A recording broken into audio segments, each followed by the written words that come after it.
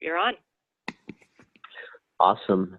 Well, welcome everybody. I'd like to welcome you to this Saturday training, and it's going to be a special training. We've got a guest on today, Mair Hill, and she is an amazing person, and I am looking forward to this training so much. Mair is an ambassador in the Relive company. She's a mother, a wife, and a public speaker, an author. She's just incredible, and most of all, I consider her one of my friends. And so, Mair, I'd like to introduce you and take it away. Thank you, Roger. No pressure, no pressure. That's right. Hello, everyone. My name is Mair Hill. I'm an ambassador from Chicago, and before we get started, I'll tell you just a little bit about the health part of my Relive journey, since this is the Relive Saturday training. I've been with Relive almost 16 years exactly, and prior to Relive, I had been working with nutritionists for 5 years. I was tired and bloated all the time. Those were my main complaints, and I knew nutrition was going to be my answer because I already did everything else right. I slept, I exercised, no drugs, no alcohol, and I was diagnosed right off the bat with leaky gut and candida and allergies to the 20 foods I ate most often. I was put on 150 supplements a day and told not to eat sugar, gluten, dairy, pork, chicken, peanuts, caffeine, or alcohol. And I did that really faithfully for 3 years.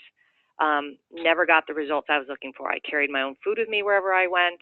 I swallowed 50 pills at each meal, and I was still tired.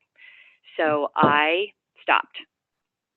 And it was a few weeks later that I was introduced to Relive, and I honestly didn't think powders in a can were going to help me. I was motivated to get on the product because my youngest was 5 at the time, and he had chronic ear infections. And he had already had ear tube surgery 3 times, and he was still getting ear infections. And each time he had one of those surgeries, which was honestly hard on, for me as a mom and a toddler, I was told that it would fix it, and it never did. And one of the stories that was shared with me that day was an 18-month-old boy avoiding ear tube surgery and not having ear infections anymore. So that's really why all 5 of us got on the product. I did get the energy I was looking for in the first week. Like I said, it's been 16 years. I did get retested for the leaky gut and candida a few years in. It's not a fun test, it's a stool test. But I knew my symptoms were gone, but I just wanted clarification, and there was no sign of it in my system. In the 16 years, Jack did have 2 ear infections that first year. I'm sure one of them was stress-related since it was the weekend we moved. But other than that, he has not had any ear infections. He's a D1 athlete in college. He plays lacrosse. And so every year when he would get those physicals, to enable him to play, the doctors would always say, you have fluid in your ears. And I really credit with the fact that, A, his hearing is perfect, and the fact that his ears don't get infected anymore is because of the amazing amount of product that Jack takes. The part I didn't expect, I have scoliosis, so I've always had lower back issues. It was never really bad until I ran my first marathon, and after that I ended up with a shooting pain down my left leg. My chiropractor said it would never go away, and there was nothing he could do about it. I just needed to learn to live with it. 2 months on these products, and that pain did go away. Ran another marathon. It wasn't an issue again. So, like I said, easy. 16 years later, I'm still on the product. I don't miss my shakes. So now we are ready to dive in. And I call this training Better Than Magic because your results, if you follow this, will be real. It's not merely an illusion. So Better Than Magic is really the art of getting what you want. And I extend kudos to you for taking the time to be here this morning. My mission is to empower you. And I truly believe you need to start where you are, and where you are is right here today. And I ask that you put away all distractions, no multitasking, put your cell phone away, just be right here, right now with me for 1 hour. That's it. We're here for 60 minutes. So let's begin. It's a Zen expression that says when the student is ready, the teacher will appear. So my take on that is you are here, you must be ready, and I am so honored to be your teacher this morning. One of my gurus is a woman named Louise Hay. She is the grand dame of metaphysics. She was big on affirmations and healing her body that way. And what she says is, all that I ever need to know at any given moment is always revealed to me. And I'm going to repeat that. All that I ever need to know at any given moment is always revealed to me. I added the imperfect timing because I believe timing is always perfect. It may not be obvious to you at this moment that it's perfect, but once whatever happens that you think was late in getting to you, you'll realize when you look back, it could not have happened any other way than the way that it did. So I'm going to tell you the story of Jack Hill, that same Jack Hill that had those ear infections, because I taught these principles to all of my boys. Jack is the youngest. He probably uses it the best. I shouldn't even say that. My boys all know how to use it. They may not remember. And that's the thing about these principles. They really do work. You just have to remember to use them. So the story of Jack Hill, he was 10 years old. So it was 11 years ago. He wanted a Game Boy, and he had 8 days to get it. So he had there were no gift-giving occasions. There was, 10-year-old, he didn't have any money. So the Game Boy cost $100, and the 8 days, his 8 days, was because he was going on a long-distance trip, and he wanted his Game Boy to play with in the car. So I taught him these principles. And to get started, he had to name what he wanted. He wants a Game Boy. And I told him he needed to write it down and let go of it. So he did. He literally sat down, wrote it out. I want a Game Boy. I don't even know what else was in that letter. He put it in an envelope. He literally walked it to the mailbox and put it in the mailbox because that's what he had to do. He had to let it go, right? If you're holding on to something, nobody else can know that you want it. And if you're clutching it so badly, nobody else can see it clutched in your little hand. So he had to let it go. And I think for Jack, the waiting was the hardest part because he was waiting and waiting. And I really believed that this Game Boy was literally going to fall from the sky and land in his lap. And I told him part of this process also is that he had to stay happy. He had to stay in his happy place. He couldn't cop an attitude. He had to be nice, had to be friendly, all of those things, because if he got snarky with me or his brothers, that it was going to slow down his Game Boy getting to him. Because I believe that everything that you've ever said you wanted is on a conveyor belt and it's coming to you. And if you are not in your joy, it just slows that process down. So here it is, it's Friday. By Friday, he's really getting antsy, because he's leaving on Monday and he needs his Game Boy, and it hadn't arrived yet. So Saturday morning, I was at Saturday morning training, and I call home on my way home just to see if anybody needs anything, and Jack gets on the phone, and he says, Mom, Dad is going to pay me $100 to power wash the deck. And I have to say, I was absolutely speechless. And I said, wow, that's great, Jack.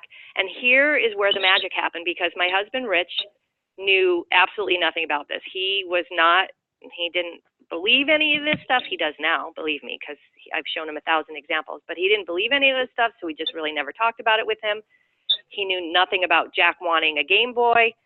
And I'm a very generous person by nature, but $100 for a 10-year-old, I said, Rich, what would ever possess you to pay Jack that much money? And he said, well, Jack came to me asking for ways to earn money, and I wanted the deck washed, and I knew it was worth $100 for me, so I said, hey, Jack, if you want to wash the deck, I'll pay you $100. And that was exactly how much his Game Boy cost. Jack spent all day doing it, and at the end of the day, we went to the store with his new $100, bought that Game Boy, and he had it in plenty of time for his trip. So I'm gonna keep going with my story, and we're gonna go back and we're gonna kind of break this apart and analyze it a little bit. Power of intention. I think we all know this on some subtle level, but this is a picture of Jack's yearbook. And I think, aside from being amusing, it's very telling because Jack did this at the beginning of his 8th grade year. And he said, under favorites, he wrote sport, lacrosse, which I find fascinating since he had just started lacrosse. He wasn't one of those that started picking up a stick when he was 2 years old. It was just next in the long line of Jack has played every sport: basketball, volleyball, hockey, football, baseball. He played them all, and lacrosse was just kind of next in line, so he wrote that as his favorite sport. And under goals, his goal was to be an All-American in any sport. Again, this is an 8th grade boy who put that down, and he was, in fact, All-American twice. His junior year and senior year of high school, he made All-American. So the power of intention works, and it's not pie in the sky, it's what do you want? So senior year, this is a picture of Jack Hill. Senior year of high school, he was the captain of his team. They won the state championship. Again, he was named All-American. It didn't stop there, as it hasn't stopped, because when you use these principles and you harness these principles and they just become part of what you do, it keeps going. So when he got to college, and he was recruited when he was a sophomore in high school, so he was recruited even before he was named All-American, and thank you for letting me brag a little bit about Jack Hill. So he gets to college, and he's at Quinnipiac, which is in the east, in Connecticut, and he's at his first game, which happens to be in Louisville, Kentucky. So yeah, the D1 team flew to Louisville to play their first game, and he's in with whoever he's rooming with, and they're getting ready to play, and his roommate says, we're just going to lose. Jack says, what do you mean we're going to lose? And he said, well, we're Quinnipiac, like we always lose. And Jack said, that's ridiculous. Why not us? And so they went on to win that day, and they won the next game, and they won the next game. And here's Jack in the background. I didn't know any of this. Jack was just in the background saying, why not us? Why not us? Why not us? I'm fortunate I get to go to all the games. And I would walk back from the field house, and after a win, because they pretty much all were wins, they were virtually undefeated that year, other players were coming up to Jack and just saying, hey, Hill, why not us? Why not us? And then Jack told me that during season, the coach got wind of it, and the coach started quoting Jack and saying, why not us? Why not us? And as it turns out, they won the MAC championship that year. They made it to the NCAA finals for the first time ever in school history. And this was something that the parents did. They made these signs that said, why not us? Again, I had no idea that they were doing it. So proud of Jack Hill that he kind of led the charge with his words. His words were the power that he had. And so why not us? This is all of us in the pregame tailgate at the NCAA finals, again, for the first time in school history. So we're going to go back. Now we're going to break it down. Here are 7 principles that we're going to touch on. I'm going to kind of look at these principles and go back to the story of Jack Hill and his Game Boy and kind of look at how he used each of them. So what do you want? That one was easy for him. He wanted a Game Boy. It's not always easy for all of us because as adults, we tend to put limits on what we want. We start with the yeah buts. Ooh, I would love to have blank, but yeah, but I'm not pretty enough. I'm not strong enough. I'm not rich enough. I'm not smart enough. Yeah, but so you have to, as an adult, well, as anybody, you need to leave all those limits off. This is, you play it as a game if you want. What do you want? No limits. How is not your job. I always like to say that how is a 4-letter word. How is not your job. And so how Jack was going to get that Game Boy was not his job. His job was simply to state what he wanted and stay in his joy. Because when you work from that place, you're allowing inspired actions. And those inspired actions are, for Jack, he was inspired to go to my husband and say, hey, do you have any ways that I can make money? For you, it may be that you hear the voice in your head say, turn right now, or turn left. Call this person right now. Get up, leave. No, stay another few minutes. Whatever those inspired actions are, that's what leads you to that. I've been carrying around a card that I've had for a payment for my local yoga studio, and I wanted to speak with the manager on it, and I didn't want to just address it and mail it. Ideally I wanted to hand it to him, and I've been driving around with it for a week. And yesterday I was running late for an appointment, but I went right by the yoga studio, and the voice in my head said, no, stop right now. Now, the yoga studio is one that it's a small studio, so it's either open and they're in session, or it's closed. But I pulled over, I took the extra few minutes. I went in, and clearly the manager had just walked in because his keys were still in the door, and there he was at his desk, all by himself, no session, and I was able to hand him my card. So that's a very small example, but that's an example of an inspired action. Inspired action to do action right now. Timing is always perfect, right? I've been driving around with that card for a week, but I chose yesterday at that exact moment to walk in. And same thing with Jack. He received his Game Boy. He was able to buy it in perfect timing for him to go on that long distance trip. Words, thoughts matter. What you get, what you think of, that's what expands. And so the even better example of that one is Jack inspiring his team with Why Not Us. So where the words thought matter is because oftentimes when you state what you want, it's really easy, as it would have been for 10-year-old Jack, to sink in, oh, I'm never going to get it. I'm never going to get it. It's already Thursday. I'm never going to get it. It's already Friday. I'm never going to get it. Uh-oh, what's going to happen? I'm going to end up going without it. But I want this Game Boy. Mom said I could have it. So those are the thoughts that matter, and all thoughts matter. And so if you head to the dark side, you're just slowing down the process of getting what you want. And choose happiness. I mean, come on. That's just more fun, right? Isn't it more fun to put some happy music on and dance around your kitchen than it is to sit and brood? Although sometimes you need to sit and brood. I won't, but acknowledge that that's what you're doing and saying, okay, I'm going to take the time right now to sit and brood or cry or be mad or whatever, and then you put the happy music on and dance around your kitchen. And practice gratitude. I say thank you out loud all day long, all the time. I'm 57. I can easily bound up the stairs, and every time I do that, I say, wow, thank you so much that my knees work as well as they do, and that I am still able to do this. So those are the 7 principles. That's how you do it with Jack. I'm going to go through some more things, and then we're going to go back and put these same principles to work to get everyone on this call to Hawaii. So the emotional guidance scale, there's a lot of them. You can find them online if you just Google emotional guidance scale. I'm a huge fan of Abraham Hicks. It's Abraham-Hicks. They have daily emails that you can receive, which are always uplifting and inspiring.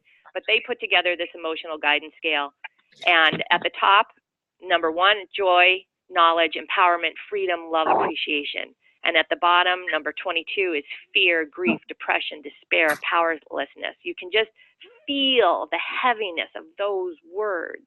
And it's those words and that bottom half of the scale, doubt, worry, blame, discouragement, anger, revenge, hatred, rage, jealousy, all of those things will keep you from getting that which you say you wanted. It's in the joy, the knowledge, the empowerment, the passion, the enthusiasm, the eagerness, the happiness, optimism, hopefulness, positive expectation, and belief. All of those things is what makes that conveyor belt that I said that everything you ever said is on, it gets to you faster. It clips along at a perfect timing rate because goodness is always, this is Abraham Hicks, goodness is always flowing to you. Goodness is always flowing to you. So when you feel good, good things happen. And when you feel bad, you're not allowing good things to happen. I'm going to say that again because the subtle difference in there is so powerful. What I didn't say is when you're thinking good things and you're being good, good things happen, and when you're being bad, bad things happen. I didn't say that because good things are always happening. It's just a question of whether you are allowing them or not allowing them. So the emotional guidance scale will kind of keep you on track. It's worth printing out one so that you have it and you can periodically just check in with yourself, see how you're doing. Awareness. Mair, Yeah? sorry to interrupt. There's a lot of background noise. Can you mute all of the lines? I did, so I don't know why. Let's see, current and new participants will be.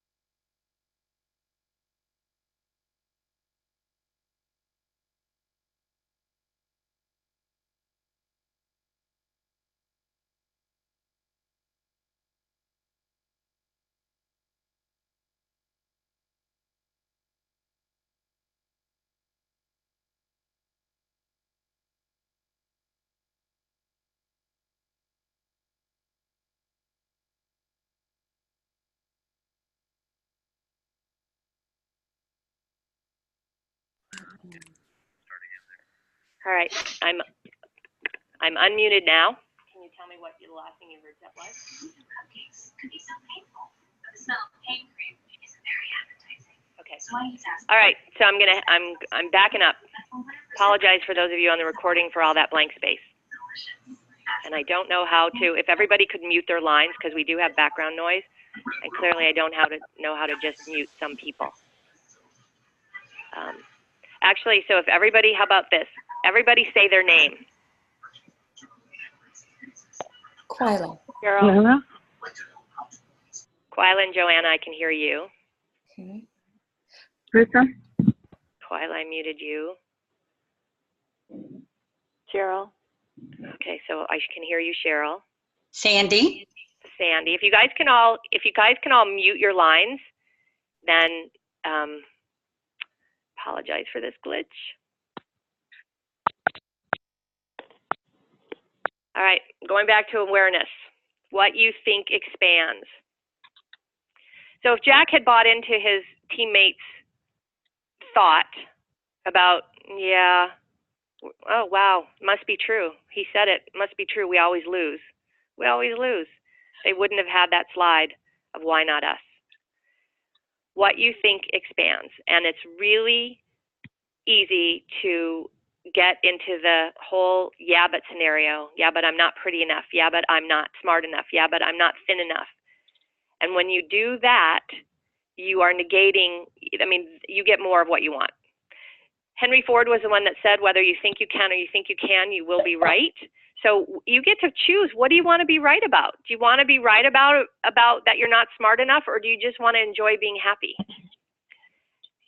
And when you're focused on what you want and you realize how is not your job, it's so much easier to head in that direction than to allow yourself to go over to the dark side. You have to name it to claim it. That's the part where it's really hard for us adults when we put those limits on, and that's where we say, yeah, but I don't have time. Yeah, but I don't have enough money. Yeah, but I'm not. I'm not this, I'm not that. And so that which I say that I want can't ever be mine because I don't have what it takes. And so if you stay and use it as a game and take the limits off and tell yourself it's a fantasy. If I could do anything in the world, this in Relive, we always talk about dreaming big. This is dreaming big. If you could do anything, have anything in the world, what would it be without limitations? And think about how you were brought up, and think about all the things that you were told growing up. I mean, some of the basics that come to my mind are money doesn't grow on trees, or work hard, thrift, get ahead. There's no such thing as a free lunch. And for me, my parents were very famous at saying, and it was always included with a sigh, it's always something. It's always something. So it usually followed something annoying happening, and they'd say, it's always something, or nothing's easy. That was always my favorite. Nothing's easy. And so by my parents saying nothing's easy, nothing's easy, they got more of nothing's easy. And so once again, you get to choose what you want to be right about. And when you stay present, which is what I asked you to be, no multitasking, your phone is put away, that everything is, you're right here, right now with me, it's a lot harder to worry about what's happening tomorrow or what happened yesterday when you are right here, right now. And there's been times where I get in a funk. I mean, we've all been in a funk. Whoever just said, you're not muted. I can hear you agreeing with me. Thank you so much for the audible support. And so sometimes if I get in a funk, I will sit down in my chair and I will just ask myself, what do I want? And sometimes it's as simple as I want a piece of chocolate. But sometimes I have to ask myself, do I want to exercise? No. Do I want to call a friend? No. Do I want to sit here and be miserable? If that's my answer, then I'm going to allow myself to sit there and be miserable. And then I'll tell myself 5 minutes, 10 minutes, whatever, and then I'm going to get up and put happy music on and dance around the kitchen. Somebody's multitasking, you just make sure your line's muted. All right, so we're going to keep going. What do you want? How is not your job? There's a book called The Alchemist, Paul Coelho. Love that book. It's almost like a children's story, but the messages in it You are stayed up really, at 6 really o'clock and was on your phone. 6 o'clock. Whoever has 6 o'clock in the background, can you please mute your phone? Texting someone. Whoever's whispering about 6 o'clock in the background. When you want something, you want to know how I knew? Oh, the universe. Let's see if I can. Sorry, guys. Just going down and muting people. Seeing if I can knock out the noise. All right. I think I might have gotten it. All right. When you want something, all the universe conspires in helping you to achieve it. So that is the inspired action. That is what allowed me to pull over at the exact moment, walk into my yoga studio, and hand the card to the manager who randomly was there. Not randomly, because I don't know, that's how I knew I just knew to pull over that because I heard the little voice in my head and I took action. So what do you want? How is not your job. Just remember that as you name what you want, then you are going to allow it to happen, and every time you hear yourself say, how am I going to do that? How am I ever going to get the money? How am I going to get the time? Then that's when you say, how is not my job? And for in the beginning, it'll be knee-jerk. Like you'll have to remember to tell yourself, how is not my job? Over time, now when I hear myself saying how, I can quickly say, how is not my job? This is where I told you my husband was not a believer in any of this. And really early on in this, we got an unexpected bill for $10,000. And my husband said, how are we going to pay this? And I remember saying to him, how's not my job? And he got really mad. He said, Mair, that's great. That's great that how's not your job, but I still have to pay this bill. So I stayed in my happy place because I practiced these principles. I truly believed how is not my job. And literally within a few days, we received notice from one of our creditors who, out of the blue, was lowering one of our interest rates on a loan. And what was the savings? $10,000. Literally.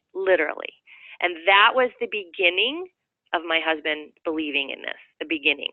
Still took him a ways because it's not a 0 to 60. It's not a, unfortunately, not for everybody. It's not a, okay, I'll believe this now. I can just tell you that whether you believe what I'm saying or not, A, that it works, and B, this is a much happier place to live, I have to tell you. It's a much happier place to live. So I'm going to use this in terms of what do you want. I'll share with you, even before I knew these principles, like I said, I think we all innately know these things. And until you can put names to them, it doesn't even matter if you're already practicing them. I'll share my business story with Relive because when I was 25 years old, I had been working for somebody else. I was making a lot of money, $10,000 a month in commissions at 25. They were doing things that I didn't agree with, and I quit. And now it's like, okay, what am I going to do? And my overriding principle was that I knew someday I would have kids, and I knew that when I did, I wanted to be home with them after school the way my mom was with me. That was my overriding thought at 25. And so I started my own company. I figured, well, I always had the entrepreneurial spirit, so I figured if I had my own company that I could call the shots, and then someday when I had kids, I would be able to be home with them. Fortunately or unfortunately, I was a very good salesperson, and I did a really good job of building my company. I worked really hard, really hard. My company grew to $17 million in gross annual sales. We covered 11 states in the Midwest. I had 18 salespeople. I had 5 more people working in my office full time. And my boys were born. Now, in the beginning, I worked from home, and I literally had employees come to my home. And then eventually my company got too big, and we had to move out of my home. And that was kind of it's the beginning of the mental end for me because now I'm away from my boys, which is not how I intended it. And but I continued to work really hard because now I had all these people that I was supporting, and they were, doing their job. And then I was introduced to Relive, and again, didn't even think about doing the business because I already had a full plate, 3 boys at home, but I heard the stories, and we are a story business. And I sat there thinking of all these people that needed to know about this product, what they did with it, totally up to them. But they needed to know. And that was my huge decision that day. Who was going to tell them? Was it going to be me or the people that were sharing it with me? And I decided it would be me. I ended up jumping in the business that same day. I had never tasted the product. Remember, I didn't think it was going to do anything for me anyway. I went home. I called those 10 people that I thought of. Everybody said, get me some. And that's how my business was born. Very simply, I retailed so much product, and I started making $1,000 a month pretty quick. And then it jumped to $2,000 and $3,000, and this is all slowly but surely around my business, my boys. And then a key person, my right hand, who's still one of my best friends, but she moved. I had 9 months notice, so it's not like it was a surprise, but when she moved, I took over all her responsibilities that summer, and it was a grueling summer. I was back to working 60 and 80-hour weeks, and by the end of the summer, I came home early. Well, early was 5:30 for me. I walked in. My 3 boys were playing. They didn't even look up when I came through the door. They just said, "Hi, Dad." And that's when my heart broke. I said, wow, my boys don't even expect to see me anymore. That's not why I became a mom. I made the decision to close my company so I could be home with them, do Relive around their schedules, and that's what I did. And my income went up $3,000, $4,000 a month. My highest month has been over $7,000. I became an ambassador almost 10 years exactly to the day. And at first, that really bothered me. Like I said, timing is always perfect. And it bothered me from more of an ego. Like, I built a multi-million-dollar company. Seriously, I can't be an ambassador? And honestly, somebody had asked me what happened 9 months before I became an ambassador. And the answer to that question is I decided I was ready. I knew being an ambassador was a lot of responsibility. And I knew with all the responsibility I had with my company and my boys, I wasn't ready. But once I made the decision that I was ready to be an ambassador, literally that's when it happened. And I didn't even know it until 2 weeks before I made it in January, didn't even know it until mid-February when I looked. I knew I had a good month in January. So I had 2 weeks to finish it out and become an ambassador. So how is not your job? You decide what you want and when you're ready. Relive has paid me hundreds of thousands of dollars over the years. They've allowed me to do trainings like this all over the country, and traditional Relive trainings also. And the biggest blessing is that I was home all those years when my teenage boys wanted to talk, and anybody who has teenagers knows that sometimes those important conversations happen at midnight, and I don't know how eager I would have been to have one of those conversations at midnight if I had to get up to a traditional job the next morning. So, and now because I have my phone in my mouth, I can do my business wherever I am. And I do get to go to all of Jack's games. Season starts in a couple weeks, and every weekend I will be at Jack's games somewhere on the eastern seaboard. And I'll finish with Jack, because when Jack was in high school, I told you he takes a lot of product. Jack is a master affiliate. He takes a lot of product, and in the weight room in high school, the boys were asking him, like, what are you doing? Because they were watching him just get bigger and bigger and bigger naturally. And he started selling some product, and it's now 4 or 5 years later, he gets a check virtually every month from work that he did in high school. And he's 21, so I can say this, it's beer money, but hey, to get a check 5 years later for work you did 5 years ago, pretty darn good. He graduates in May. We'll see what happens. All right, now your turn. Let's see, what do you want? We have within Relive the biggest promotion they've ever had with this Hawaii trip. Huge. And the beauty of it is that you, right now, if you're hearing about Relive for the first time, or you're ready to get started on your business or restart your business, that this trip is literally open to everyone. And it's aimed at new people because it's really all about new business. So you truly, if you say, I want to go to Hawaii, that's all you need to do. You need to say, I want to go to Hawaii, and then I'm going back through these principles. So let's look at the ways. I'm very deliberate in my words here. Let's look at the ways you get there. I'm not saying how. I'm saying let's look at the ways that you get there. What do you want? I want to go to Hawaii. And it has to be said in your head out loud in a way of joy, in a way of excitement. Because if you find yourself saying, I want to go to Hawaii, yeah, but I don't know anybody, yeah, but my sales are so bad, yeah, but it's not going to happen. So what do you want?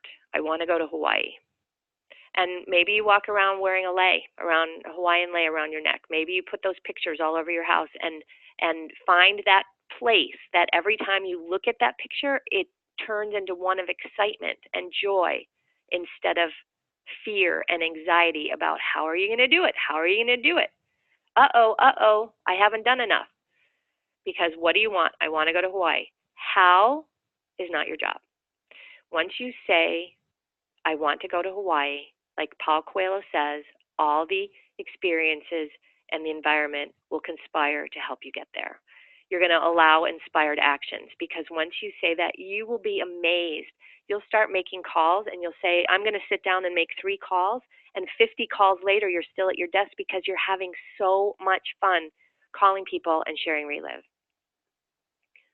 Once the trip is a point promotion, once you earn 2 points and get with the person who brought you on this call today, or your upline, and they can tell you how to get the points, it's all online too.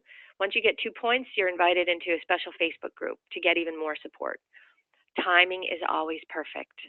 The contest started in November. It goes through the end of July. You have lots of time to do this. Like I said, my ambassadorship, yes, it was 10 years in the making, literally, but in the end, it came really fast.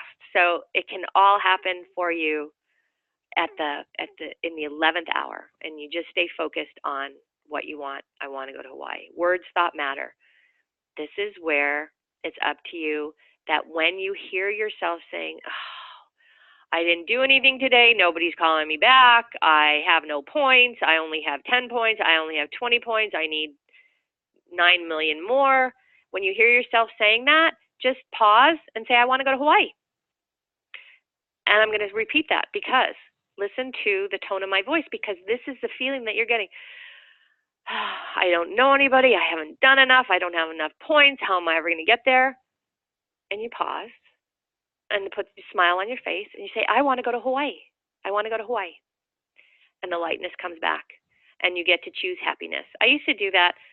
There's been times in my business, when I really get on a roll, I can spend 10 hours making calls, and all of a sudden 10 hours go by, and it's like, okay, and I didn't make dinner, and especially early on when my boys were home, I didn't make dinner, I didn't pay attention to my boys. That's not good, and I always felt like I got behind. So I started saying, okay, I'm going to work 5 hours today. And I would work my 5 hours, and I would literally say, at 2 o'clock, I'm going to stop. And at 2 o'clock, I would stop. And even if I were on a roll, and what would happen is at 2 o'clock, I would say, oh boy, yay, I get to come back and do this tomorrow. Instead of doing all 10 hours and say, oh my gosh, I didn't cook dinner, I didn't pay attention to my boys, the laundry didn't get done, all those other things that I'm supposed to be doing. And so if you find the ways, the methods to run your business, whatever business it is, to run your business such that you are having fun and you practice gratitude. Every time somebody picks up a phone, every time you make a successful 3-way, every time you get a point in this contest, you say thank you. Thank you.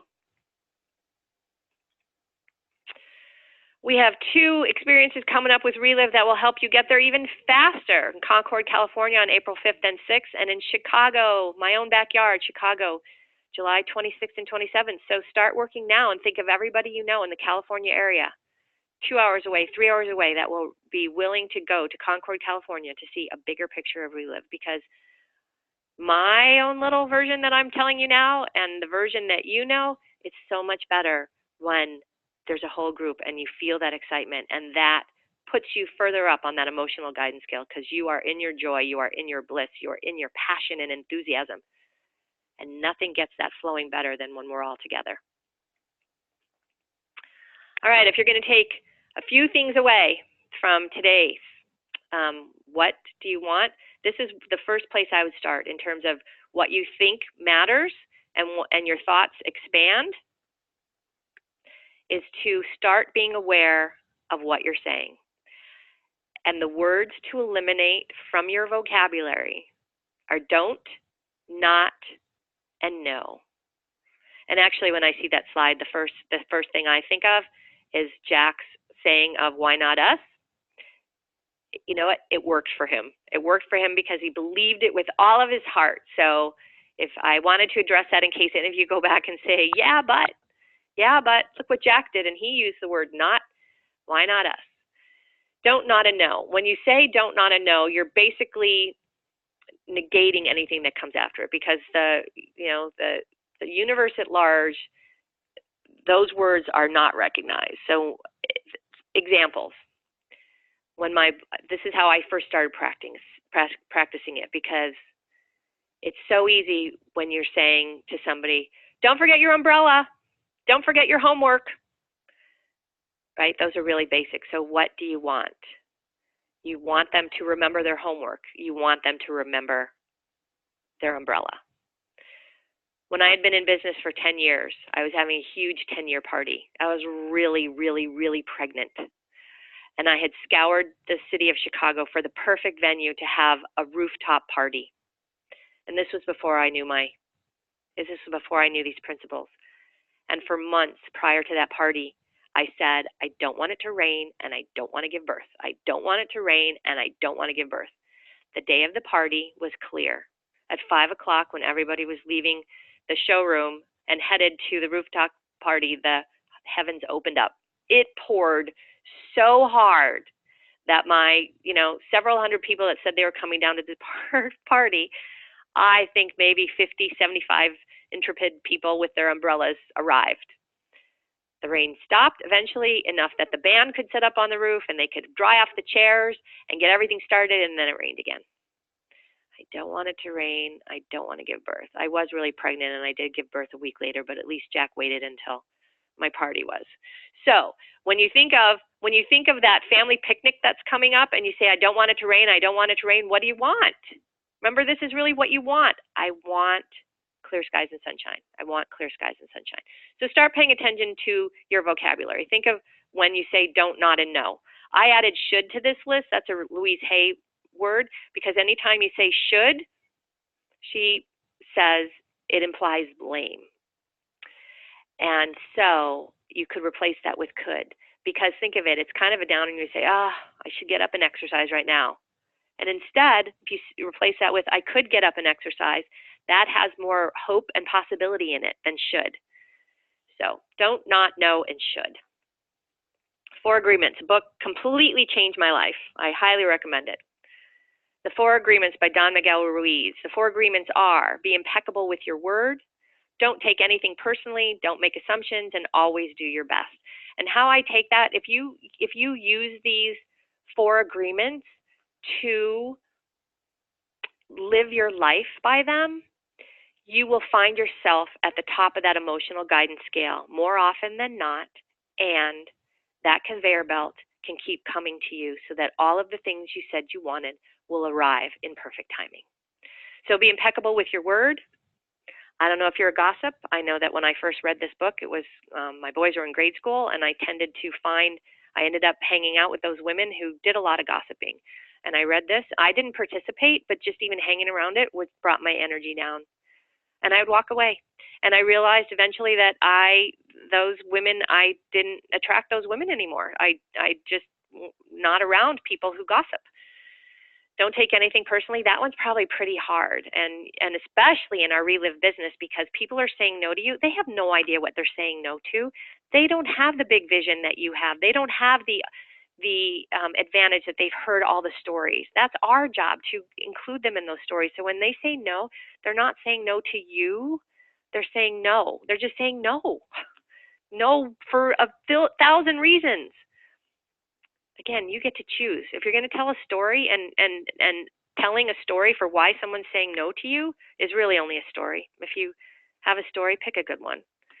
So don't make assumptions. When you make assumptions, you make an ass out of you and me, right? That's an old expression. But when you assume, like if you've ever walked up to people and they're chatting and you walk up to them and they stop chatting, You get to choose. If you're going to make up a story, choose a story. You could say, oh my gosh, they were just talking about me. What were they saying? What were they saying? Uh-oh, what were they saying? Or you could walk away and say, oh my gosh, they must have been planning an amazing surprise for me. I can't wait. Or nothing at all. But when you head down that path and you say anything else in between, it's a story. Recognize that. Choose a good one. And always do your best. Bring your A game. Always. It doesn't matter whether you think you've done this 1,000 times before. Bring your A game. Who's ever listening deserves nothing less than your A game. Whoever's listening deserves your entire A game. And so now you're going to find your joy. And another fan. I'm a fan of TUT, TUT.com. Totally unique thoughts. Thoughts become things. And you get daily emails. And here's a couple that I like literally printed out, cut out, and put out on the board in front of me. One of is, go ahead, want it all. Just learn to be happy before it arrives, or you may not notice when it does. So it's okay to be happy and practice going to Hawaii now, because it will be all that much sweeter when you're on that plane. And this is probably one of my favorites. Sometimes when circumstances or disappointments bump you off track, it's the beginning of an even bigger dream coming true that could not have come true on the track that you were on. So think about that. I'm going to repeat it again. Sometimes when circumstances or disappointments bump you off track, it's the beginning of an even bigger dream coming true that could not have come true on the track that you were on. And so now I'm going to stop the recording and answer questions.